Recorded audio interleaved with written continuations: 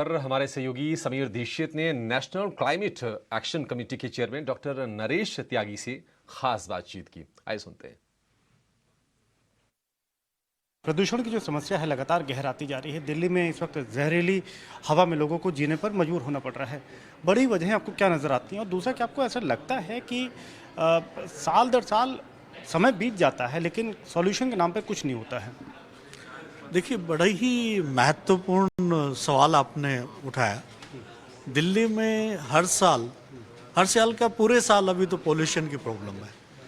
ये कुछ टाइम में बहुत ज़्यादा हो जाता है, कुछ टाइम में थोड़ा कम हो जाता है, बट ये समस्या तो है। ये समस्या पोल्यूशन की 3-4 तरह से आती है। एक तो हवा की जो क्वालिटी है वो ख़राब हो रही है, ठीक है। दूसरा जो यहाँ पे पोल्यूशन नॉइज का है वो भी एक कारण है। अच्छा। और तीसरा जो वाटर पोल्यूशन है, ये तीनों चीज़ एंड इसको और ख़राब करते हैं। तो ओवरऑल दैट जो पोल्यूशन है, एयर, वाटर एंड नॉइज, वो दिल्ली को ख़राब करता जा रहा है। तो ये सॉल्यूशन कहीं नहीं है।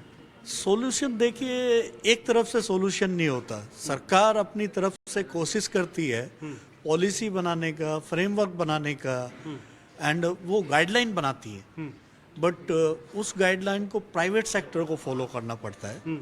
कुछ चीज़ें ऐसी हैं जो सिटीजन एंड कंज्यूमर को फॉलो करना पड़ता है। तो अगर सब मिलके चीज़ों को फॉलो करें और सब मिलके इसमें सहयोग दें तो ये कम होगा।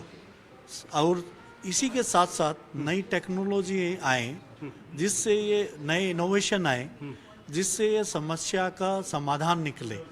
एक तरफ से समाधान नहीं लेगा, सबको मिलकर समाधान निकालना पड़ेगा। अच्छा, बीते कुछ सालों में समस्या तो दिख रही है। फॉलो होने की जो आप बात कर रहे हैं वो कितना होता हुआ नज़र आ रहा है, क्योंकि फिर से अगला साल आ जाएगा और फिर से वैसी स्थिति होगी। मैं एक बड़ी तस्वीर के तौर पे समझना चाह रहा हूँ, क्या पॉलिटिकल इंटेंट पहला और दूसरा कि जो लोगों को फॉलो करना है नियम, उस लिहाज से क्या दोनों ही पैमानों पर स्थिति में कुछ सुधार होता हुआ आपको नज़र आ रहा है? देखिए, ये लेवल इतना ऊपर चला गया है पोल्यूशन का कि अब इसको सुधार तो बहुत दूर, इस जगह रोकना भी मुश्किल काम है। सुधार के लिए तो कुछ बहुत ही डिसरप्टिव तरह से सस्टेनेबल सॉल्यूशन लाने पड़ेंगे।